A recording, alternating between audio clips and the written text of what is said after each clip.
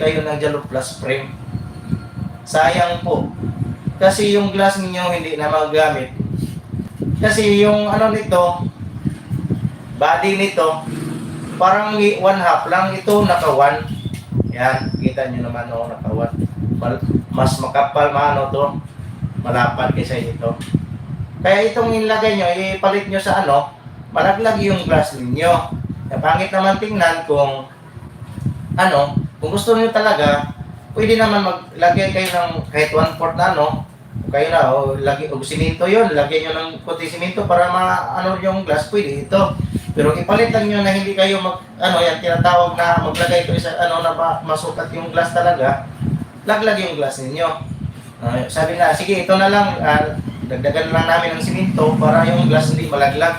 Kasi iba-iba kasi ito. Yan. Okay naman kung dagdag lang kayo sa label kasi hindi talagang magka-match ito ang lapad ng glass, ang haba ng glass. Okay lang kung ganito pa rin ang parehas lang yon. Kung ganito yung light duty tapos problema, papalitan ng heavy duty, parehas lang kasi yung heavy duty at light duty ng ano. Sa glass na naman po na diferensya. Ito na pakita ko sa inyo mga kalodza. Diferensya po siya sa glass. Ang light duty po, pag ang heavy duty po, saktong-sakto lang dito sa lagyan ng blade. Yung ano niya, ang heavy duty. Pag light duty po, medyo sa light duty po, pag ilagay yung blade po, ay parang may 1.8 po na diferensya dito. Kaya kung sinabihan ko rin ng customer, ano bang mga frame nyo doon? Heavy duty ba o light duty? Yung magbili lang dito ng glass blade. Ako, mayroon na pa kayong mga frame doon? Mayroon. Ano ba? Pag sabi nila na na ordinary frame ganito, walang problema to, ma-light duty o ma-heavy duty. Pero mas maganda sa heavy duty na sukat ng glass. Kasi ito maano po ito, may diin po ito, mapilo po din, mapilo, kini. Okay ra kahit konti ng glass, maano mo yan. Kasi ito, hindi po ito. Kasi parang nakapix talaga. Kaya pag sabi nila na light duty, mayroon kaming guide na pang-cutting doon na para sa light duty na glass na kunti siya ng 1/8 sa heavy duty, mga lapad.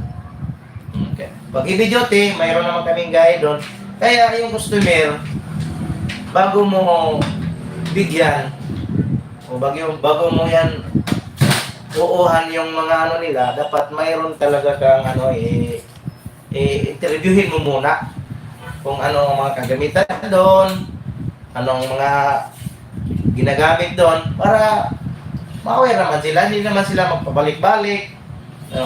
Minsan magalit yung iba, bakit hindi mo ako sinabihan na ganyan, lalo na kung malayo yung mga customer natin. Kaya yun ang pinakamahalaga. Kung nagbabala ka na magtayo na ganito na negosyo, dapat alam mo talaga yung mga gagawin mo na step by step na para makatulong rin sa ating customer.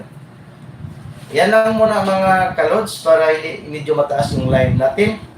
Maraming salamat po, lalo na sa natin ngayon, nagsubaybay sa ating live about sa ating mga tips and mga presyo ng ating mga Jalo Sewing po.